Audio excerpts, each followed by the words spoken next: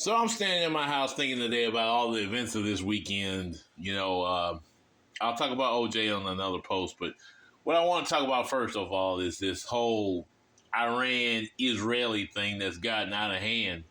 Because guess who decided that they wanted to show that they were the power and they could do whatever they want was Netanyahu and the Israelis, right?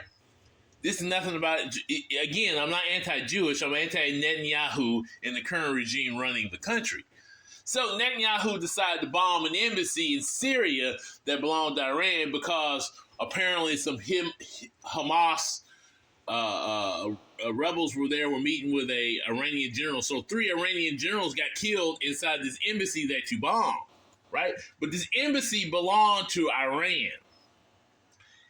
It is an international violation to destroy a embassy of another country the way they did, or have a military operation against the embassy and that's happened in other places around the world. America's done the same thing because the UN is just somebody for us to run over.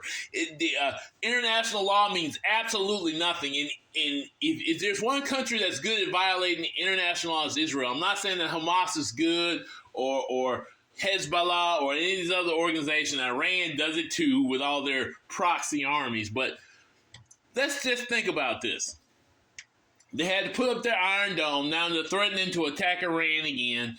This has made the United States had to get involved. Jordan had to get involved. UK, France, all these countries had to get involved. They're taking military actions they're not even taking in Ukraine, in Israel. They're going to put our troops and our soldiers in harm's way. Guess what? Both current candidates running are totally for everything that's going on. Both.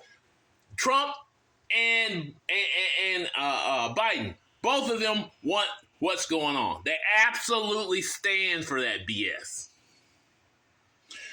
What they should have did in the first place was that Biden should have put real conditions on any aid to Israel, should have fought for a ceasefire against Hamas, because now Netanyahu is out of control. You never could control him in the first place.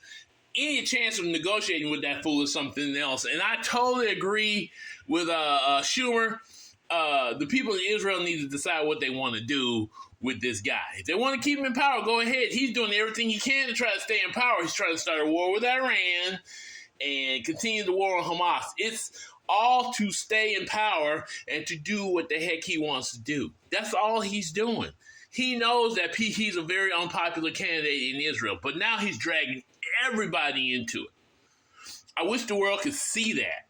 But there's a group of us here in the United States, especially some of our older Americans, even our so-called progressive and liberal types, even our conservative type, especially our conservative type. We got to be with Israel at all costs. They're our friends in the Middle East. You know what they are? They were colonizers from the West. You know, they were a colony originally. Now, the poor people, the Jewish people that are there, okay, I get why they're there. But the colonizers started this mess.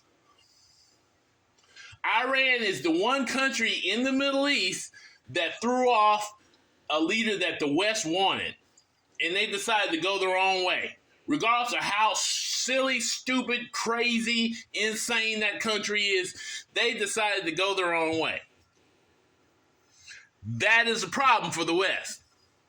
Israel, on the other hand, is right in the hip pocket of the Europeans in the West. So is Saudi Arabia. So is Jordan. So is all those countries. Anybody that's in their hip pocket is on the right side of this, right? Sure, we got some evil actors out there. We got Hamas. We got Hezbollah. We got Al-Qaeda. We got ISIS. What's another creation? And all of them are a creation of this, what Western powers have done in the Middle East. The Houthis and all these other people. They are a creation of what they have done. So the Iranians are acting a butt. The Israelis are acting up. It's going to cause a regional war. I think it's only going to be a regional. Everybody's talking about, it's going to start World War III. But the Iranians are. Here's another player that's not even there in that area that has a lot to do with this. You know, the Iranians been sending drones to Russia. Russia, Iran, and China are big allies, right? Don't you think Russia would love America's attention to be totally taken away from the Ukrainian situation and totally put on the Israeli situation? I wish everybody would wake up. But you won't.